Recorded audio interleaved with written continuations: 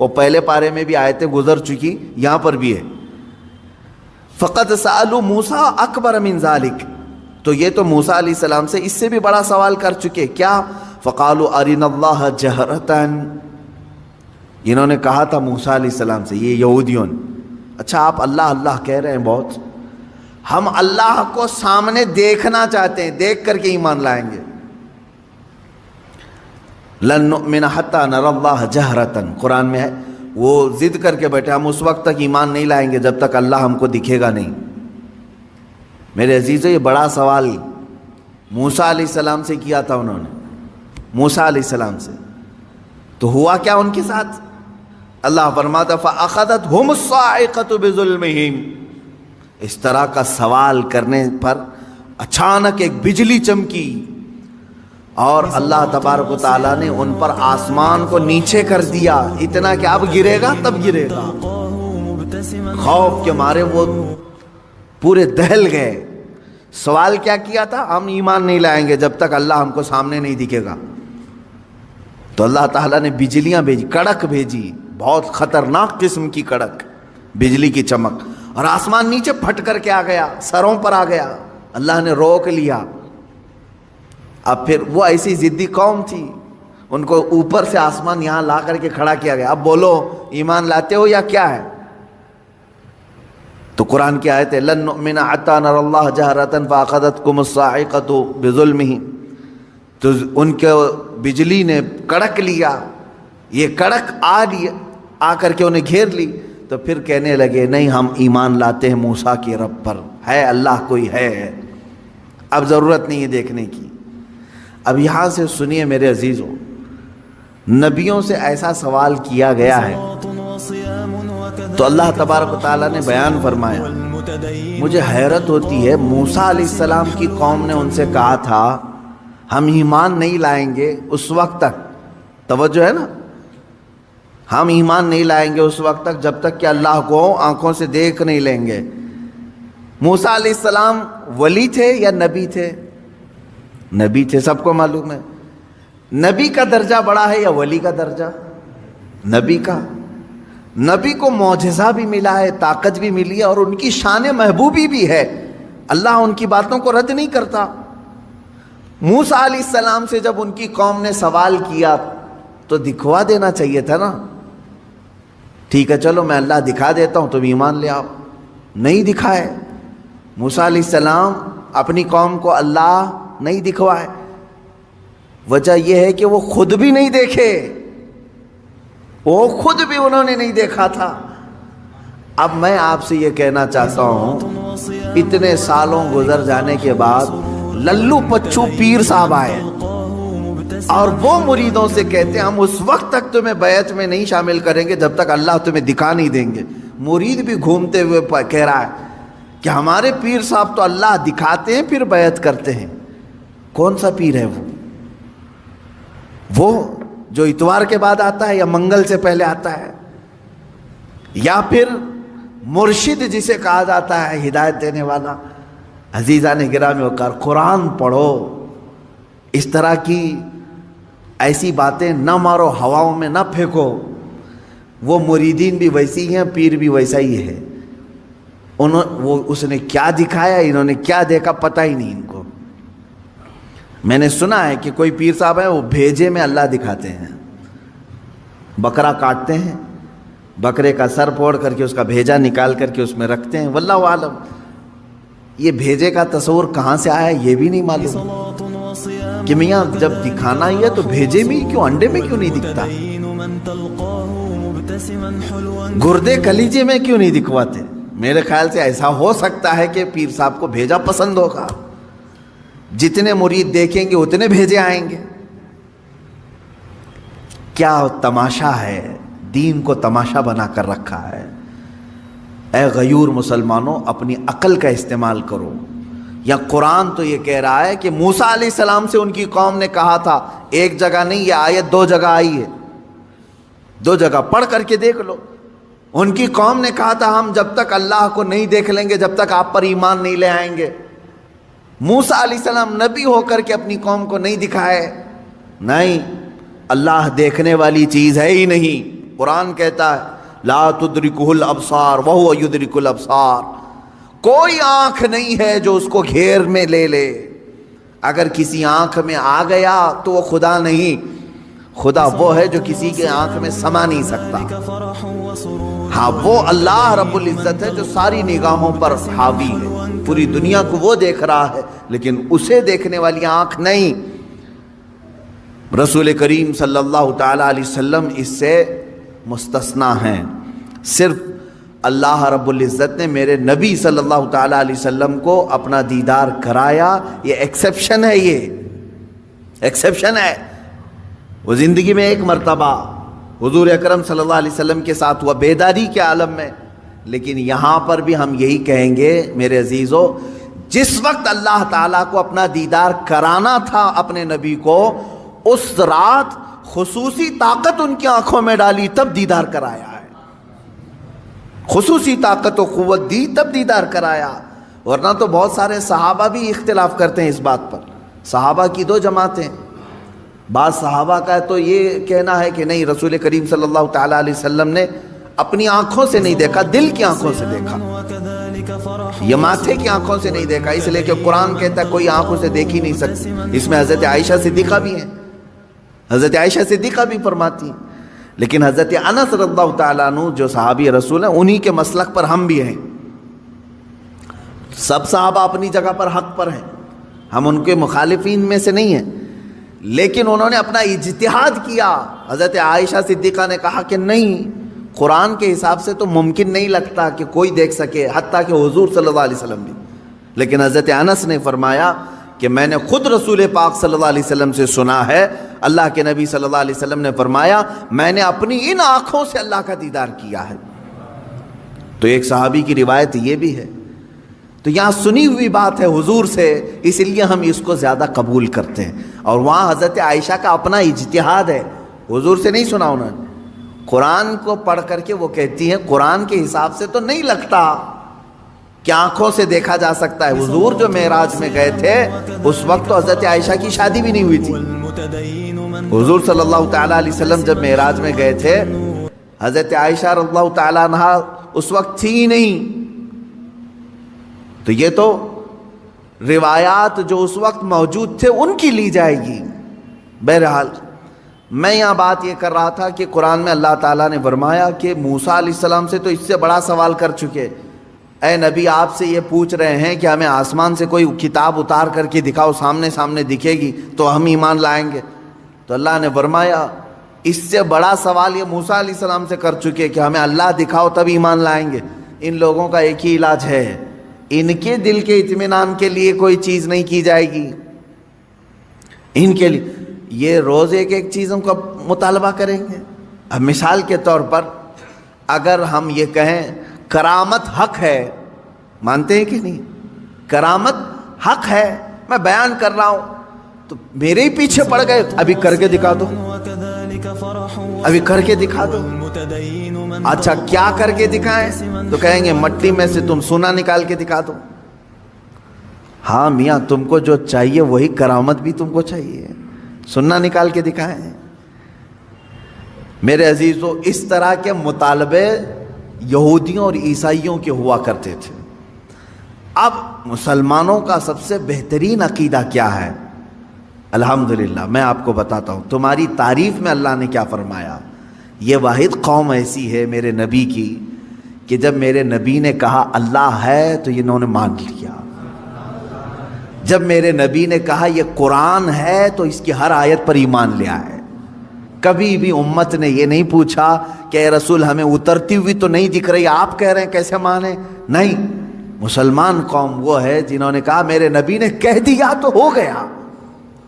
حتیٰ کہ حضور نے آ کر کے کہہ دیا، کل کی رات میں سفر پر تھا، صحابہ نے ایمان قبول کر لیا، آمنا و صدقنا۔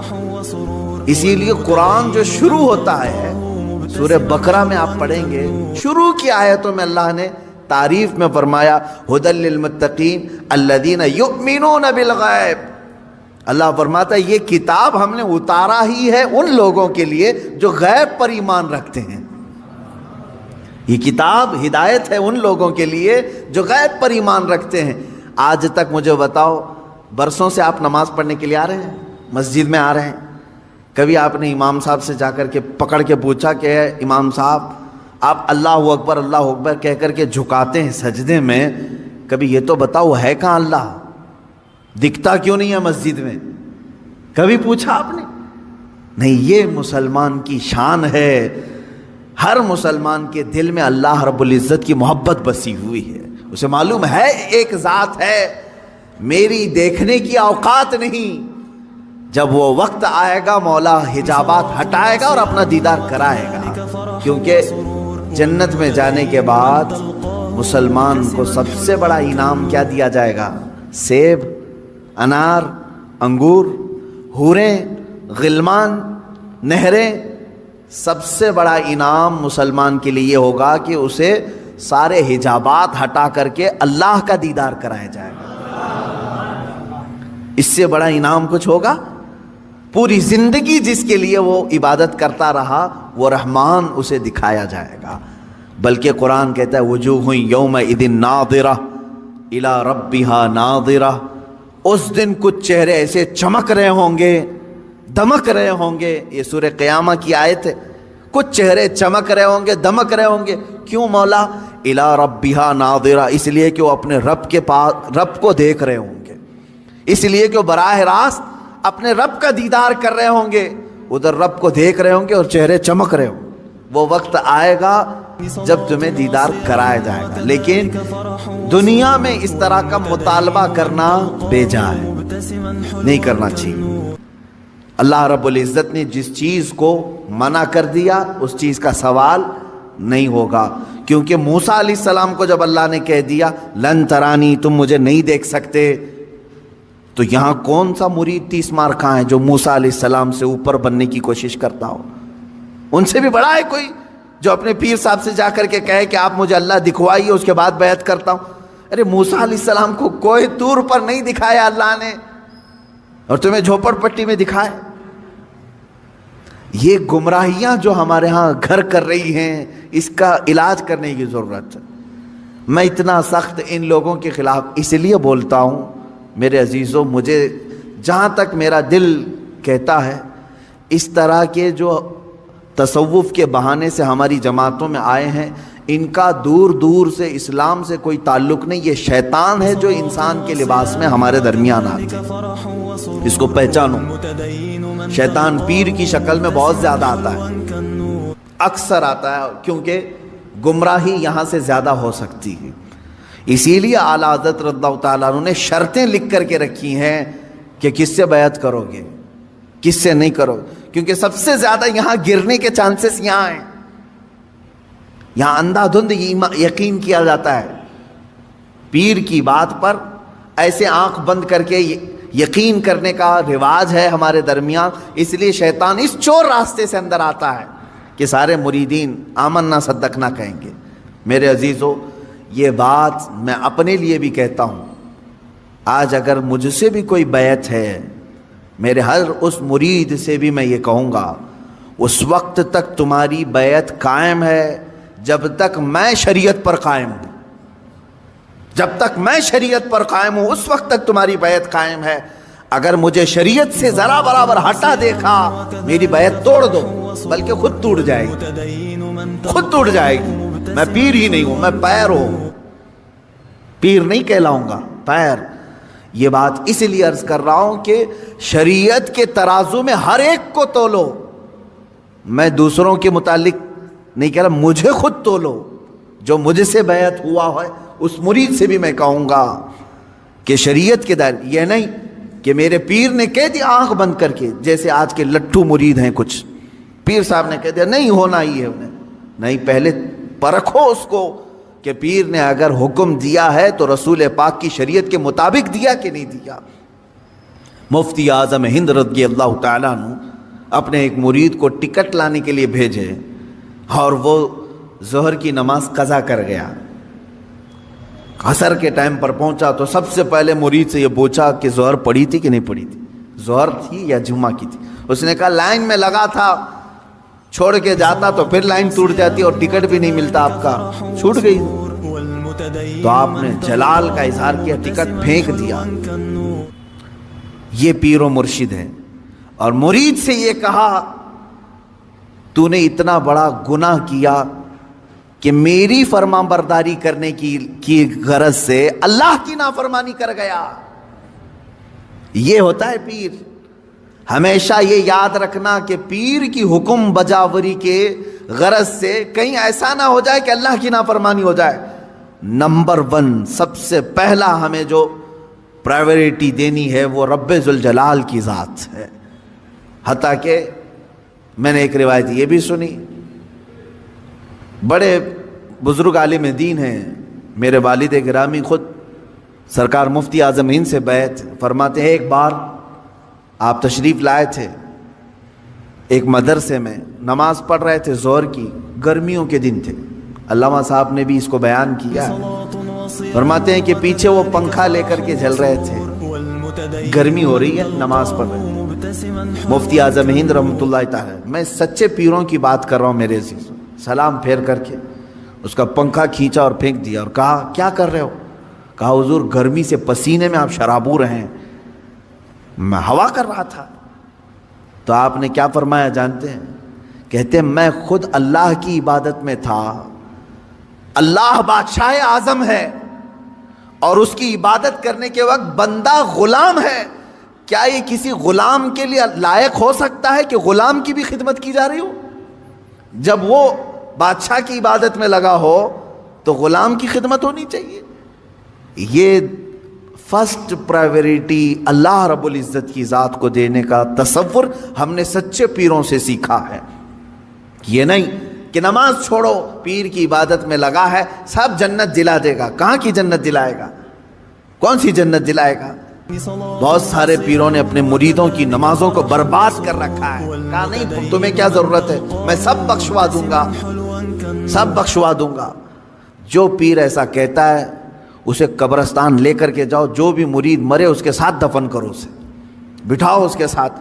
منکر نکیر آنے والے, پیر صاحب بیٹھو یہاں پر, جب تک پورا حل نہیں ہوگا اٹھ کر کے نہیں جانا, دیکھتے ہیں تمہیں یہ قبرستان تک نہیں جا سکیں گے. حشر کے معاملات بہت سخت ہیں. جہاں نوح علیہ السلام ڈر رہے ہیں, موسیٰ علیہ السلام ڈر رہے ہیں قیامت کے دن, پیر صاحب کہتے ہیں میں بخشوا دوں گا. انبیاء کرام کا حال یہ ہے. حضرت موسیٰ علیہ السلام کے متعلق روایت ہے حدیث پاک میں, پوری قوم ان کے پاس جائے گی اور کہے کہ سفارش کریں, تو کیا کہتے ہیں جانتے ہیں؟ اے لوگو, دنیا میں مجھ سے ایک عمل ہو گیا تھا, ایک فرعونی کو میں نے گھونسا مارا تھا, وہ مر گیا تھا. قرآن میں اس کا ذکر ہے. ایک فرعونی وہ لڑ رہا تھا کس کے ساتھ؟ موسیٰ علیہ السلام کے خاندان والے ایک آدمی کے ساتھ. تو ان کے خاندان والے آدمی نے مدد کے لیے پکارا, آپ گئے, اس کو گھونسا مار دیا, وہ مر گیا.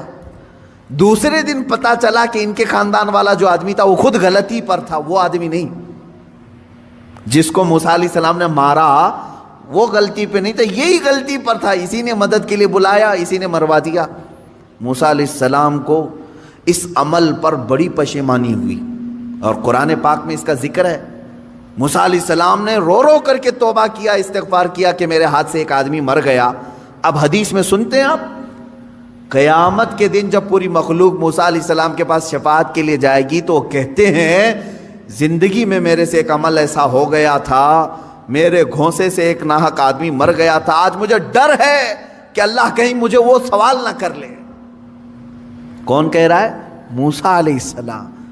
تم مجھے سفارش کی بات کر رہے ہو, مجھے خود میرے متعلق ڈر لگ رہا ہے کہیں میرا وہ عمل مجھ سے پوچھ نہ لیا جائے, میں کہاں سب کی سفارش کروں.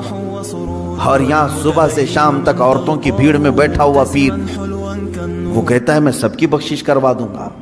عورتوں, ہاں مرید کرنا جائز ہے عورتوں کے لیے, لیکن مصافحہ, بدن دبانا, مالش کروانا, یہ چیز ہرگز شریعت کی اجازت نہیں دی جاتی. ایسے سارے لوگوں کی میں تردید کرتا رہوں گا اس لیے کہ اپنی قوم پہچانے.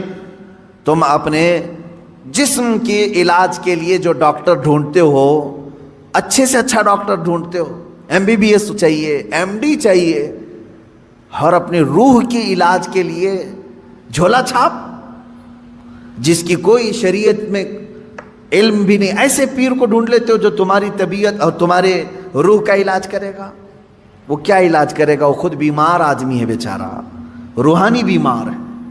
ہاں، جو روح کا بادشاہ ہوتا ہے تم اس کو دیکھو گے کہ وہ نمازوں کے لیے دوڑ رہا ہوتا ہے، اپنے مریدین سے کہتا ہے تنبیہ کے ساتھ کچھ بھی چھوٹے لیکن اللہ کی عبادت تم سے نہ چھوٹے۔ وہ پیر صحیح ہے جو تمہیں رب تعالیٰ تک جوڑ دے، یہ نہیں کہ تمہیں اپنی دکان تک جوڑ دے۔ یہاں پر سب آتا رہے، سب تم چلتے رہو، سب ٹینشن فری ہو کر کے جیو۔ کچھ مرید ایسے بھی ہیں، وہ سوچتے ہیں پیر صاحب کے پاس ہم نذرانہ ہدیہ بھیجتے رہیں گے تو ہمارے لیے دعائیں بھی کرتے رہیں گے، ان کا سایہ بنا رہے گا اور ہمارا سب چلتا رہے گا، کچھ بھی بلا نہیں آئے گی، مصیبت نہیں آئے گی۔ یہ سب جاہلوں کے پیدا کیے ہوئے معاملات ہیں میرے عزیزوں، جاہلوں کے ہیں۔ صحابہ کرام سے بڑھ کر کے مرید کون تھا؟ میرے آقا صلی اللہ علیہ وسلم سے بڑھ کر کے پیر کون تھا؟ اس کے باوجود رسول کریم صلی اللہ تعالیٰ علیہ وسلم سے صحابہ کرام کے اتنے گہرے تعلق کے باوجود مجھے بتائیں کبھی کسی صحابی کو حضور نے کہا ہو چھوڑ دو نمازیں، میں ہوں نا؟ کسی سے کہا ہو؟ عام صحابہ کی تو بات تو چھوڑیں، حضور نے خود سیدہ کائنات فاطمہ الزہرا رضی اللہ تعالیٰ عنہ سے کہتے ہیں، اے فاطمہ، کیا کہتے ہیں؟ اعملی لا اغنی عنکی شیئا، تو اپنے عمل میں پوری ہو، سارے عمل پوری کرتے رہنا، یہ مت سوچ کر کے بیٹھنا کہ میں تیرے لیے سب کچھ کر دوں گا، میں تیرے لیے سب کچھ کر دوں گا، یہ سوچ کر کے عمل سے دور نہیں ہونا۔ حضرت فاطمہ کو جب حضور یہ کہہ رہے ہیں تو کون سا پیر ہے جو اپنے مریدوں کو نماز کی چھٹی دے رہا ہے؟ آؤ سب قوالی میں بیٹھو، نماز معاف ہو جائے گی، ہے؟ آؤ یہاں گانے باجے بھنگڑے لگتے رہیں، تمہاری نمازیں جاتی رہیں۔ معاذ اللہ رب العالمین ان شیاطین الانس کو سمجھیں جو انسانوں کے شیطان ہیں، انسانوں میں سے آئے ہوئے شیطان ہیں جو در حقیقت اس راستے سے اللہ سے بندوں کو دور کر رہے ہیں۔ بات میری یہاں چلی تھی کہ یہودیوں اور عیسائیوں کے معاملات کہ یہ نبیوں سے ایسی چیز کا سوال کرتے تھے کہ ہمیں اللہ دکھائیں، سامنے دکھائیں تب ہم ایمان لائیں گے۔ اس کے رد میں نے پیروں کو لیا، باقی میری بات دور تک چلی گئی۔ ایسا مطالبہ کبھی اپنے پیر سے بھی نہ کرو، کیونکہ یہ جائز نہیں ہے، یہ جائز نہیں ہے۔ آپ کبھی یہ مطالبہ نہ کرو اپنے پیر سے کہ ہمیں ابھی جنت دکھاؤ کیسے دکھ رہی ہے، دوزخ دکھاؤ کیسے دکھ رہی ہے، تب میں آپ کا مرید ہوتا ہوں۔ ان کے بس اور اختیار میں یہ سب چیزیں نہیں دی گئی ہیں۔ موسیٰ علیہ السلام کو اللہ تعالیٰ نے یہ چیز نہیں دی تو پھر کسی اور پیر کو کیوں دے گا؟ یہ تمام چیزوں کا مطالبہ نہیں ہونا چاہیے۔ اس کا سیدھا سا جواب ہے، اگر ہمارے پاس کوئی آتا ہے تو ہمارے ایک بزرگ عالم دین ہیں، انہوں نے بیان کیا تھا، ایک صاحب آئے اور علاج کے لیے مولوی صاحب یا عامل صاحب یا یہی پیر صاحب، چندہ چھاپ پیر صاحب، ان کے پاس آئے اور کہا کہ حضرت فلاں فلاں چیز ہے، علاج ہونی چاہیے، آپ بتائیں کیا خرچہ آتا ہے؟ تو بہت سارے لوگ یہ عرسوں کے یا بزرگوں کے ناموں کی عدد کے اعتبار سے بہت زیادہ خیال کرتے ہیں، جیسے 11ویں کے 11 روپے رکھ دو، 12ویں کے 12 روپے رکھ دو یا 1200 رکھ دو۔ یہ بزرگوں کے عرسوں کے دن وغیرہ کو لے کر کے یا ان کی تعداد کو لے کر کے تھوڑا سا بہت سارے عوام میں رواج ہے۔ پیر صاحب نے اس کو کیا کہا کہ تیرا علاج ہو جائے گا، 1,24,000 نبیوں کے نام کے حساب سے نذرانہ رکھ، 1,24,000 نبیوں کے نام پر نذرانہ رکھ، تیرا علاج ہو جائے گا، ڈرنے کی ضرورت نہیں۔ اگر تمہارے ساتھ بھی ایسا ہو اتنا بڑا نذرانہ، تو پیر بھی جو ہے ڈیجیٹل پیر ہے، مرید ہے اس زمانے کا۔ تو اس نے کہا بالکل حضور، آپ ایک ایک نبی کا نام پڑھتے جائیں، میں 1-1 روپے ڈالتا جاؤں گا۔ کہاں سے پڑھیں گے پیر صاحب؟ کیونکہ نہ قرآن میں ان کے پورے نام آئے ہیں، نہ حدیث میں پورے نام آئے ہیں۔ صرف حضور نے بتایا ہے کہ 1,24,000 نبی آئے تھے، تو پیر صاحب نے کہہ دیا 1,24,000 نبیوں کے نام پر نذرانہ رکھ دے، 1,24,000 روپے تیرا علاج ہو جائے گا۔ مرید نے بھی کہا کہ حضور ٹھیک ہے، ایک ایک نبی کا آپ نام بولتے جائیں، میں ڈالتے جاؤں۔ زیادہ سے زیادہ وہ پیر صاحب 12 یا 13 نبیوں تک پہنچ سکے، اتنے نام یاد تھے، 12 روپے ملے اور کیا ملیں گے۔ عزیزان گرامی وقار، اس طرح کے مطالبے بھی کسی پیر سے نہ ہوں، اور اس طرح کے سوالات جو یہودی کرتے تھے۔ حضور صلی اللہ علیہ وسلم سے آ کر کے کیا کہا؟ کتاب اترنا چاہیے ہمارے سامنے تب ہم ایمان لائیں گے۔ موسیٰ علیہ السلام کی قوم جا کر کہہ رہی اللہ دکھنا چاہیے ہمیں تب ہم ایمان لائیں گے۔ تم اس طرح کے مطالبے ہرگز نہ کرو، جو ان کے بس میں نہیں ہے ایسی چیز نہ پوچھو۔ اللہ تبارک و تعالیٰ نے آپ کو خیر امت بنایا، یہ سب سے بڑی تمہاری فضیلت ہے کہ آج تک آپ نے کبھی کسی سے مطالبہ نہیں کیا میں مسجد اسی وقت جاؤں گا جب مسجد کے محراب میں مجھے اللہ دکھے گا۔ کبھی ہم نے مطالبہ نہیں کیا، بلکہ ہم بغیر دیکھے ایمان بھی لاتے ہیں اور سجدے میں بھی جاتے ہیں۔ ہم نے قرآن کو اترتے ہوئے دیکھا ہے کسی نے؟ آسمان سے آ رہا ہے، جبرائیل لا رہے ہیں، کسی نے دیکھا؟ نہیں۔ لیکن آج تک اس امت نے کبھی سوال نہیں کیا اپنے نبی سے کہ اترتی ہوئی دکھے ہمیں آیتیں تب ایمان لائیں گے۔ نہیں، اے رسول پاک آپ کی زبان سے نکلے یہی ہمارے لیے ایمان ہے۔ حضور اکرم نے فرما دیا یہ اللہ کی طرف سے ہے، یہی ہمارے لیے کافی ہے۔ اسی طرح عقیدہ یہی رکھو کہ بہت ساری ایسی چیزیں جو ناممکن ہیں ان کا سوال جائز نہیں ہے۔ اللہ تعالیٰ نے آگے یوں فرمایا کہ ایسے سوالوں پر اللہ کا عذاب آتا ہے، کڑک آتی ہے، بجلی آتی ہے، اور ایسے سوالوں کے کرنے والوں کو اللہ تبارک و تعالیٰ ہلاک فرماتا ہے۔ آگے کی آیتیں یہ ہے، اللہ فرماتا ہے ثم اتخذوا العجل من بعد ما جاءتهم البینات، پھر ان لوگوں نے بچھڑے کو ایسا بنا لیا۔ یہ یہودیوں کے متعلق یہ ہے کہ موسیٰ علیہ السلام کی قوم جو ہے گمراہ ہو گئی تھی، اس پر میں گفتگو کروں گا کل انشاءاللہ، کہ یہ بچھڑے کو اپنا معبود بنا کر کے اس کی پوجا میں ایسے لگ گئے جبکہ ان کے پاس روشن دلیلیں آ چکی تھی کہ اللہ ہے۔ آسمان اتار کر کے نیچے تک دکھا دیا اللہ نے، پھر بھی بچھڑے کے پیچھے لگ گئے، یعنی ان کے سروں تک آسمان آ گیا تھا۔ یہ ایسی بات نہ سمجھے آپ چھت خالی تڑکے تو آپ بھاگ جائیں گے، آسمان نیچے آ جائے تو کیا کرو گے؟ کہاں جاؤ گے؟ آسمان ہی نیچے سروں تک آ گیا تھا۔ اتنی بڑی نشانی اللہ نے دکھا دیا، اللہ ہے، پوری طاقت ہے، اور جب آسمان پھر چلا گیا ان کی توبہ کے بعد پھر بچڑے کی پوجا میں لگ گئے۔ اللہ فرماتا ہے اتنی بڑی نشانی دیکھنے کے بعد بھی یہ قوم گمراہ ہو رہی ہے۔ آج میں یہی کہوں گا کہ اللہ رب العزت کی آج بھی نشانیاں موجود ہیں، اور اس کے باوجود آج بھی بچڑے بچڑیوں کے پیچھے لوگ پڑے ہوئے ہیں۔ اللہ انہیں بھی ہدایت عطا فرمائے۔ وآخر دعوانا ان الحمد للہ رب العالمین۔